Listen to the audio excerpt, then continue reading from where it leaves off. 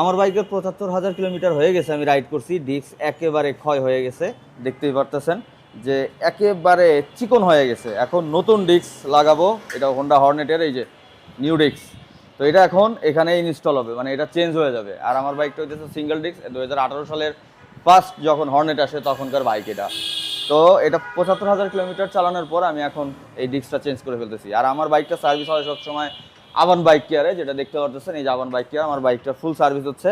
আর আমি এই ডিস্কটা আনছি হইতেছে বাইকার্স জোন থেকে, যেখান থেকে আমার বাইকের সকল এখন অ্যাক্সেসরিজগুলো নেওয়া হয়। আমি আপনাদের ছোট্ট করে ইনফরমেশন দিই। আর আপনারা যদি এরকম ডিস্ক লাগে যে কোনো বাইকের, সেটা আপনারা বাইকার জোন থেকে নিতে পারবেন।